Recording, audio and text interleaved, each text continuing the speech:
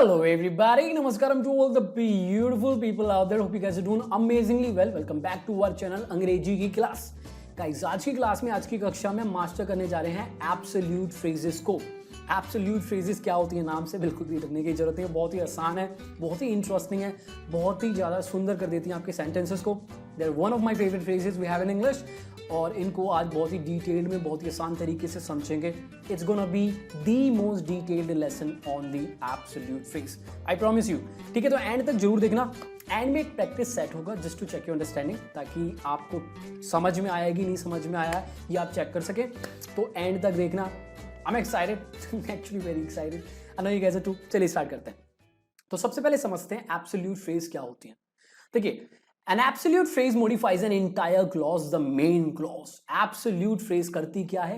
Main clause को modify करती है, पूरी की पूरी क्लॉज को मॉडिफाई करती है, ना एक वर्ड को ना एक फ्रेज को, पूरी की पूरी क्लॉज, मेन क्लॉज को, इंडिपेंडेंट क्लॉज को मॉडिफाई करती है. अब देखो, इससे पहले आपको ये समझना पड़ेगा ये एक फ्रेज है. अब सर जी फ्रेज क्या होती है? Phrase is a group of words that does not have the subject verb combination. एक फ्रेज एक ग्रुप ऑफ वर्ड्स है, एक से ज्यादा वर्ड्स जिसके पास सब्जेक्ट और वर्ब का कॉम्बिनेशन नहीं होता.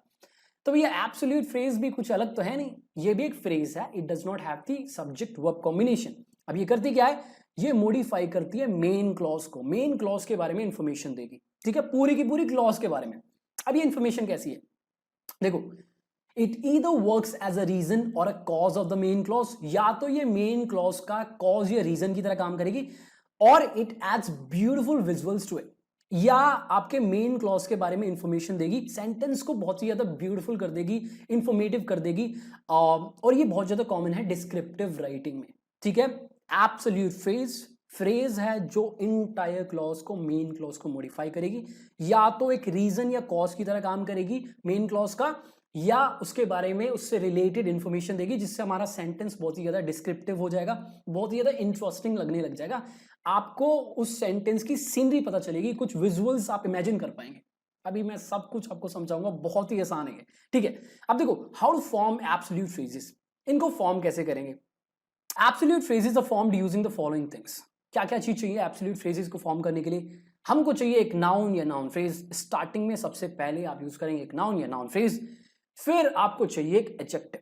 ये दो मिनिमम चीज चाहिए हमको. एक चाहिए नाउन, फिर चाहिए एडजेक्टिव. अब देखिए, समझने वाली बात ये है, ट्रिकी बात है ये, कि एडजेक्टिव जो नाउन के बाद आएगा वो एक पार्टिसिपल हो सकता है. ठीक है, प्रेजेंट या पास्ट पार्टिसिपल. क्या होता है पिछले लेसन्स मैंने बहुत ही ज्यादा डिटेल में एक्सप्लेन कर रखा है, आप देख सकते हैं. ये एडजेक्टिव या तो पार्टिसिपल होगा, या एक नॉर्मल बेसिक्स एडजेक्टिव होगा, या ये एक प्रेपोजिशनल फ्रेज होगी जो एडजेक्टिव की तरह काम करेगी. इन सब के बारे में वीडियो मैंने बना रखी है, आप देख सकते हैं. ठीक है, और फिर इस एडजेक्टिव के बाद हमारे पास ऑब्जेक्ट्स और मॉडिफायर्स आएंगे. ये ऑप्शनल है, अगर हमें इनकी जरूरत पड़ी, अगर एब्सोल्यूट फ्रेजेस की कंप्लीट मीनिंग देने के लिए अगर जरूरत पड़ी तो हम यूज करेंगे, नहीं पड़ेगी तो हम यूज नहीं करेंगे. समझ में आया एब्सोल्यूट फ्रेजेस क्या होती हैं? चलिए, अब एक चीज आप ध्यान से समझिए, एब्सोल्यूट फ्रेजेस एक्स्ट्रा इंफॉर्मेशन देती हैं. ठीक है, आपके मेन क्लॉज के बारे में एक्स्ट्रा इंफॉर्मेशन देगी. अगर कोई भी चीज, एक वर्ड या फ्रेज या क्लॉज किसी के भी बारे में एक्स्ट्रा इंफॉर्मेशन दे, नॉन एसेंशियल इंफॉर्मेशन दे, तो हम क्या करते हैं? उसको ऑफसेट करते हैं, सेपरेट करते हैं. कैसे? यूजिंग अ कॉमा, कॉमा का यूज करके. और इसके साथ भी ऐसे होगा, इसको भी हमें ऑफसेट करना पड़ता है यूजिंग कॉमास. ठीक है, चलिए कुछ एग्जांपल्स देखते हैं एब्सोल्यूट फ्रेजेस के. The girl was sitting in a corner of a room, tears rolling down her cheeks. वो लड़की अपने रूम के कोने में बैठी थी, tears rolling down her cheeks, और उसके गालों से आंसू बह रहे, रोल कर रहे हैं. ठीक है, देखो ये तो हमारी हो गई main clause. The girl was sitting in a corner of a room, tears rolling down her cheeks, ये हमारी हो गई एब्सोल्यूट फ्रेज. क्वेश्चन ये है कि क्यों है, और ये मॉडिफाई कैसे कर रही है इस मेन क्लॉज को, दोनों समझते हैं. Tears rolling down her cheeks start किससे हो रही है? टीयर्स से, जो कि एक नाउन है. रोलिंग डाउन हर चीक्स एक प्रेजेंट पार्टिसिपल फ्रेज है जो मॉडिफाई कर रही है इस नाउन टीयर्स को. टीयर्स जो कि उसके गालों से बह रहे थे. ठीक है, मैंने आपको क्या बताया अभी? एब्सोल्यूट फ्रेज को हम फॉर्म करेंगे एक नाउन का यूज करके और एक एडजेक्टिव का यूज करके. वो एडजेक्टिव एक नॉर्मल एडजेक्टिव भी हो सकता है, बेसिक एडजेक्टिव भी हो सकता है, और एक पार्टिसिपल भी हो सकता है, ज्यादातर पार्टिसिपल ही होता है, और एक प्रेपोजिशनल फ्रेज भी हो सकती है. यहां पर हमारे पास क्या है? एक नाउन और एक प्रेजेंट पार्टिसिपल फ्रेज जो एडजेक्टिव की तरह काम कर रही है, मॉडिफाई कर रही है इस नाउन टीयर्स को. तो ये एब्सोल्यूट फ्रेज है. अब ये मॉडिफाई कैसे कर रही है इस मेन क्लॉज को? The girl was sitting in a corner of a room. अब देखो, समझने की कोशिश करो कि कर क्या रही है। ये एक पिक्चर पेंट कर रही है, इससे रिलेटेड इंफॉर्मेशन शेयर कर रही है। The girl was sitting in a corner of room, लड़की अपने रूम के कॉर्नर में बैठी है, उसके गालों से आंसू बह रहे हैं। तो ये एक विविड पिक्चर पेंट कर रही है, इससे रिलेटेड इंफॉर्मेशन दे रही है कि ये तो हो रहा है, लड़की कोने में बैठी है और उसके गालों पे आंसू बह रहे हैं। ठीक है, तो ये इससे रिलेटेड इंफॉर्मेशन शेयर कर रही है, बता रही है कि और क्या हो रहा है। ठीक है, और एक बहुत ही विविड सी इंटरेस्टिंग सी पिक्चर पेंट कर रही है, हमको एग्जैक्टली पता, हमारे दिमाग में वो इमेज क्रिएट हो रही है। तो ऐसे काम करती है एब्सोल्यूट फ्रेज। एक ये पहला इसका फंक्शन है। दूसरा देखो, her brother coming from China, she organized a welcome party and invited all the close friends. She organized a welcome party and invited all the close friends. ये तो हमारी हो गई main clause, independent clause sentence. her brother coming from China, ये हमारी होगी absolute phrase. ठीक है, सेम क्वेश्चन क्यों है, क्यों मॉडिफाई कर रही है इस मेन क्लॉज को। her brother हमारी हो गई नाउन फ्रेज। ठीक है, coming from China present participle phrase जो मॉडिफाई कर रही है इस नाउन फ्रेज हर ब्रदर को। हर ब्रदर जो चाइना से आ रहा है, कौन सा ब्रदर, जो चाइना से आ रहा है। तो कमिंग फ्रॉम चाइना मॉडिफाई कर रही है इस नाउन फ्रेज को, एडजेक्टिव की तरह काम कर रही है। Again we have the same thing, a noun phrase और एक प्रेजेंट पार्टिसिपल फ्रेज जो एडजेक्टिव की तरह काम कर रही है, एब्सोल्यूट फ्रेज हो गई। अब इस मेन क्लॉज को मॉडिफाई कैसे करें। She organised a welcome party and invited all the close friends, उसने एक वेलकम पार्टी ऑर्गेनाइज करी और सारे ही क्लोज फ्रेंड्स को बुलाया। पर क्यों, इसका रीजन क्या है, इसका कॉज क्या है। Her brother coming from China, उसका भाई चाइना से आ रहा है। ठीक है, तो देखो यहां पर फाइनाइट वर्ब नहीं है, अगर आपने यूज कर लिया तो ये फ्रेज नहीं बचेगी, फिर बन जाएगी सेंटेंस। करके देख लो, her brother was coming from China, अब ये सेंटेंस हो गया। समझ रहे हो। तो देखो पहले सेंटेंस में हमारी एब्सोल्यूट फ्रेज मेन क्लॉज से रिलेटेड इंफॉर्मेशन दे रही है, एक विविड पिक्चर पेंट कर रही है। ठीक है, बहुत ज्यादा यूज होती है इस तरीके से डिस्क्रिप्टिव राइटिंग में। अगर आप लिखते हैं या रीड करते हैं तो आपको बहुत ज्यादा एब्सोल्यूट फ्रेजेस मिलेंगी। ठीक है, और दूसरे एग्जांपल में हमारी एब्सोल्यूट फ्रेज एक रीजन, एक कॉज की तरह काम कर रही है मेन क्लॉज का। ये पूरी चीज हुई, इसका रीजन क्या है, उसका भाई चाइना से आ रहा था। समझ में आ गए। तो देखो पहले एग्जाम में एंड में आई, लेकिन कॉमा यूज किया है क्योंकि ये एक्स्ट्रा इंफॉर्मेशन दे रही है। अगर इसको आप हटा भी दोगे तो भी सेंटेंस मीनिंग देगा, खत्म नहीं हो जाएगा। यहां पर भी देखो शुरू में आया है फिर भी हमने कॉमा यूज करा है।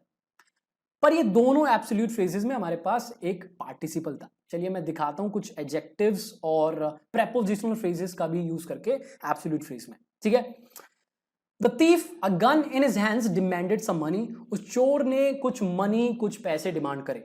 A gun in his hands, और उसके हाथ में क्या है, गन है। तो देखो मेन क्लॉज क्या है, the thief demanded some money, उस चोर ने कुछ पैसे डिमांड करे। ठीक है, a gun in his hands, a gun हो गई हमारी noun phrase, in his hands उसके हाथ में, गन जो कि उसके हाथ में, in his hands prepositional phrase है जो वर्क कर रही है एडजेक्टिव की तरह, मॉडिफाई कर रही है इस नाउन गन को। अ गन इन हिज हैंड जो उसके हाथ में।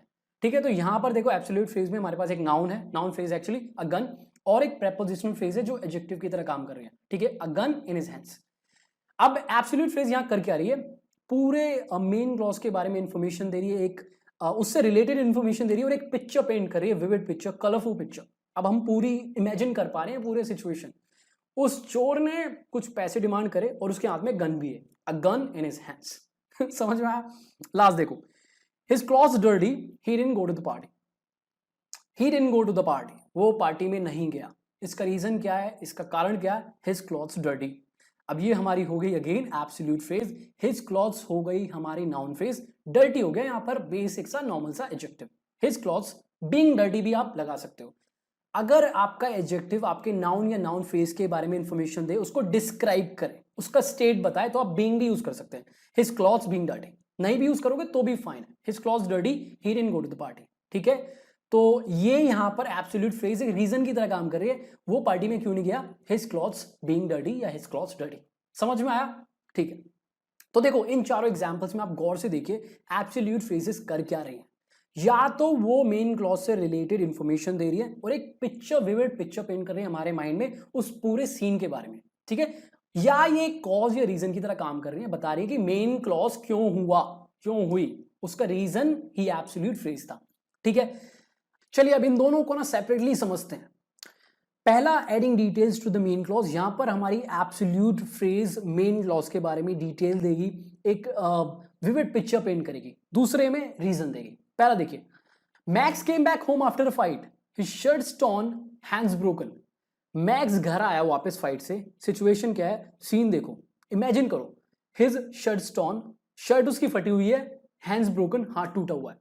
मेन क्लॉज हमारी क्या है, max came back home after a fight, max घर आया वापस फाइट से, और क्या हो रहा है साथ में, क्या है, उसकी शर्ट फटी हुई है, हाथ टूटा हुआ है। तो हमारे पास यहां पर दो एब्सोल्यूट फ्रेजेस है, his shirts torn, hands broken. His shirt noun phrase, torn past participle, modify कर रहा है इस नाउन फ्रेज हिज शर्ट्स को, ठीक है, his shirt torn, hands broken, hands noun, broken past participle. तो यहां पर हमारे पास दो एब्सोल्यूट फ्रेजेस हैं जिनके पास एक नाउन फ्रेज है, नाउन है, और पास्ट पार्टिसिपल्स है। दूसरा देखो, dogs howling, we entered the building to see if it actually was haunted. Dogs howling, कुत्ते भौंक रहे हैं, चिल्ला रहे हैं। We entered the building to see if it was actually haunted, हम बिल्डिंग में एंटर करें देखने के लिए कि वो असल में भूतिया थी कि नहीं, ठीक है, ये हुआ। और इसके साथ क्या हो रहा है, डॉग्स हॉलिंग, कुत्ते भौंक रहे हैं। तो ये देखो, एक पिक्चर क्रिएट कर रही है, एक पिक्चर पेंट कर रही है हमारे माइंड में कि हम घुस रहे हैं अंदर देखने के लिए, वो भूतिया है भी नहीं और बाहर कुत्ते भौंक रहे हैं, ठीक है। तो यहां पर ये डिटेल्स ऐड कर रही है मेन क्लॉज के बारे में। दूसरी टाइप देखो, giving a reason or a cause, यहां पर ये एक रीजन की तरह काम करेगी, एक कॉज की तरह काम करेगी। The weather being cloudy, we decided to stay home and not hike the mountain. तो वेदर क्लाउडी भी बोल सकते हैं, बीइंग क्लाउडी भी बोल सकते हैं। मैंने आपको बताया बीइंग आप यूज तब करेंगे जब आपका एडजेक्टिव आपके नाउन के बारे में डिस्क्रिप्शन देगा, उसकी स्टेट बताएगा। The weather being cloudy, we decided to stay home and not hike the mountain. हमने डिसाइड करा कि आज घर रहेंगे, आज चढ़ाई नहीं करेंगे पहाड़ पे। क्यों? The weather being cloudy. Absolute phrase working as a reason why the main clause happened, why we decided to stay home and not hike the mountain. Reason क्या है इसका? The weather being cloudy. अगर एक आप यहाँ पर finite verb का use करेंगे तो सेंटेंस में हो जाएगा change. The weather was cloudy. बन गया अब सेंटेंस, ठीक है। The weather pleasant, she decided to cook some snacks. She decided, उसने डिसाइड किया to cook some snacks, कुछ स्नैक्स कुक करने का। पर ऐसा क्यों हुआ ऐसा? The weather pleasant, क्योंकि weather pleasant था। Absolute phrase working as a reason, working as a cause, why the main clause happened. Main clause क्यों हुई, क्यों उसने डिसाइड करा कुछ स्नैक्स कुक करने का? The weather pleasant, the weather being pleasant भी बोल सकते हो, ठीक है, one and the same thing. Finite verb use करोगे तो ये सेंटेंस में चेंज हो जाएगा। समझ में आया? तो देखिए, दो तरीके से एब्सोल्यूट फ्रेजेस काम करते हैं, मैंने आपको अभी दिखाया। अब देखो multiple absolute phrases in a sentence. देखिए, मैं चाहता हूं आप इस टॉपिक को जड़ से समझ लें, ताकि कोई सा भी एग्जाम हो, कोई भी पूछे, आपको पता हो, आप पढ़ा भी सके किसी को, ठीक है। Multiple absolute phrases in a sentence, ये मेरा फेवरेट है। बहुत ही ज्यादा इंटरेस्टिंग सेंटेंस लगता है, बहुत ही ज्यादा डिस्क्रिप्टिव लगता है जब बहुत सारी एब्सोल्यूट फ्रेजेस आप एक सेंटेंस में यूज करते हो, ठीक है। यहां देखो, example number 1, it was pouring down rain heavily.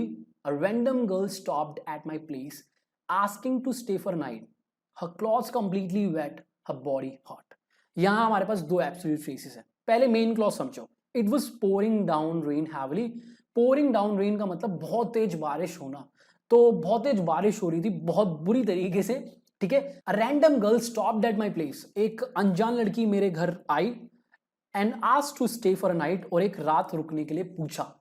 ये तो हुआ आपका मेन क्लॉज, ये हुआ, ठीक है। बारिश हो रही थी, एक लड़की आई और उसने मेरे से पूछा कि क्या मैं एक रात रुक सकती हूँ। आप सिचुएशन देखो, हर क्लॉथ्स कंप्लीटली वेट, उसके कपड़े पूरे भीगे हुए हैं। हर बॉडी हॉट, और उसकी बॉडी हॉट है, जल रही है, ठीक है। ये दो एब्सोल्यूट फ्रेजेस हैं जो इस सिचुएशन के बारे में डिटेल्स दे रहे हैं, विजुअल्स दे रहे हैं, ताकि हम पूरे सिचुएशन को इमेजिन कर पाए, विजुअली समझ पाए, ठीक है। ये हुआ। और क्या क्या डिटेल्स हैं, उसके कपड़े पूरे गीले हो रखे हैं, उसकी बॉडी हॉट है, ठीक है। ये दो एब्सोल्यूट फ्रेजेस हैं। Her cloth noun clause, completely wet adjective phrase, ठीक है। Her body noun phrase, hot adjective. दूसरा देखो, his friends singing his favourite song, his parents dancing, his girlfriend holding his hands, Mangesh got emotional and broke down in tears. Mangesh emotional हो गया और रोने लग गया फूट फूट के। ब्रेक डाउन इन टीयर्स का मतलब फूट फूट के रोना, ठीक है। अब ऐसा क्यों हुआ? His friends singing his favourite song, उसके दोस्त उसका फेवरेट गाना गा रहे हैं। हिज पेरेंट्स डांसिंग, उसके पेरेंट्स नाच रहे हैं। His girlfriend holding his hands, उसकी गर्लफ्रेंड ने उसका हाथ पकड़ रखा है। ये सारी चीजों के कारण भाई मंगेश अपना इमोशनल हो गया और रोने लग गया फूट फूट के।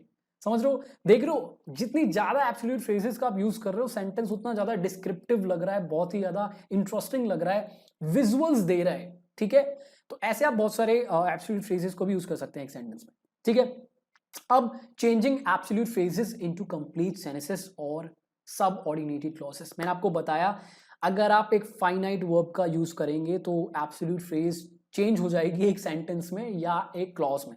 एग्जाम्पल देखिए, he hit the last ball for a six, everyone jumping in the air with happiness.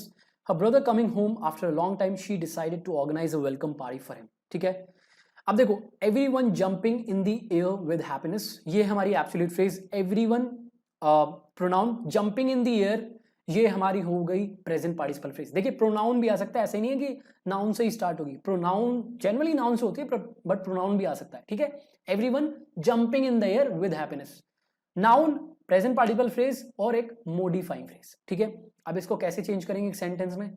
All we have to do is we just have to use a finite verb. Everyone was jumping in the air with happiness. अब देखो ये दो separate sentences हो गए। He hit the ball, he hit the last ball for a six, everyone was jumping in the air with happiness.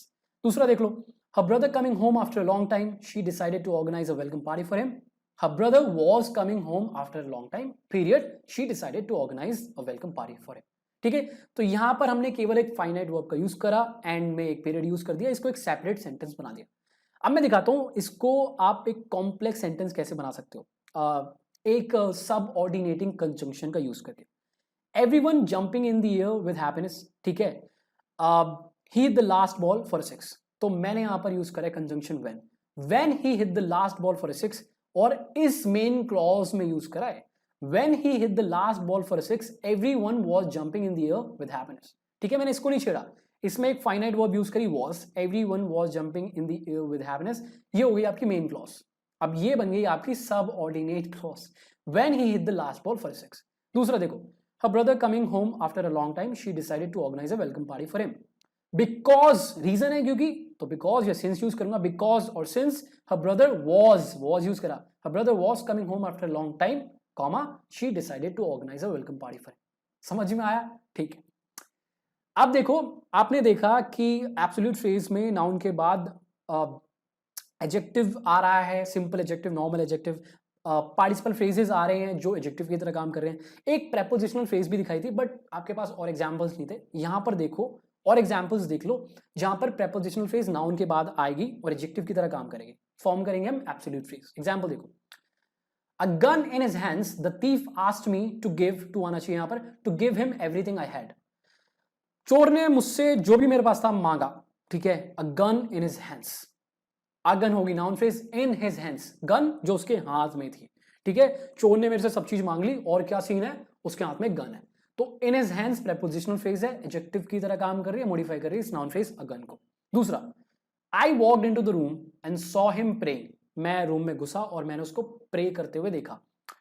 His hands across his heart, और उसका जो हाथ था वो उसके दिल के ऊपर था, नीज ऑन द ग्राउंड, और उसके जो नीज थी वो जमीन पे थी। अब देखो, his hands noun phrase, across his heart prepositional phrase जो मॉडिफाई कर रही है इस नाउन फ्रेज को। हिज हैंड्स जो कि उसके हार्ट पे थे, उसके हाथ जो उसके हार्ट पे थे, नीज जो कि ग्राउंड पे थे। ठीक है, यहां पर हम एब्सोल्यूट फ्रेजेस फॉर्म कर रहे हैं एक नाउन या नाउन फ्रेज का यूज करके और एक prepositional phrase that's working as an adjective जो एडजेक्टिव की तरह काम कर रही है। Interesting.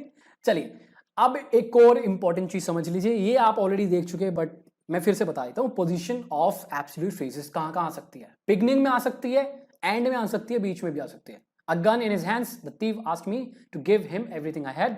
The thief asked me to give him everything I had, comma, a gun in his hands. The thief, comma, a gun in his hands, comma, asked me to give him everything I had. ठीक है, to यहां पर missing है तो समझ लो। ठीक है, कहीं भी आए कॉमा यूज होगा, बीच में आएगा तो दो कॉमा आएंगे, एक पहले एक बाद में। समझ में आया पोजीशन? इस तरीके से इसको हम पोजीशन करेंगे एक सेंटेंस में। अब कुछ इंपॉर्टेंट पॉइंट्स नोट करने के लिए, पहला, absolute phrases start with a noun और अ नाउन फ्रेज। स्टार्ट होगी नाउन या नाउन फ्रेज से, प्रोनाउन से भी हो सकती है जैसे कि मैंने आपको एग्जांपल दिखाया, बट जनरली एक नाउन या नाउन फ्रेज से होती है। दूसरा, they do not have a finite verb in them, उनके पास फाइनाइट वर्ब नहीं होता। फाइनाइट वर्ब एक वर्ब होता है जो सब्जेक्ट और टेंस के अकॉर्डिंग चेंज हो जाता है। तो इनके पास तो होता ही नहीं है। सब्जेक्ट और एक नाउन और एक एडजेक्टिव, यही होता है इनके पास, और एक मॉडिफायर या ऑब्जेक्ट अगर नेसेसरी है। तीसरा, they modify the main clause in a sentence, वो पूरी मेन क्लॉज को मॉडिफाई करते हैं, किसी वर्ड को नहीं, पूरे मेन क्लॉज को। देख लिया हमने। चौथा, they are offset using a comma, comma use करके हम उन्हें सेपरेट करते हैं। क्यों? क्योंकि वो एक्स्ट्रा इन्फॉर्मेशन देते हैं, तो करना ही पड़ेगा दोस्त। Last, removing them will not change the meaning of a sentence, इनको हम रिमूव कर सकते हैं क्योंकि ये एक्स्ट्रा इन्फॉर्मेशन देते हैं, और अगर हम रिमूव करेंगे तो सेंटेंस की मीनिंग चेंज नहीं होगी, तब भी सेंटेंस मतलब देगा। समझ में आया? इंपॉर्टेंट चीजें अगर आपको नोट करना है नोट कर लो। अब आपके लिए टास्क, स्क्रीन पे कुछ सेंटेंसेस हैं, सिंपल मेन क्लॉजेस हैं। आपको क्या करना है?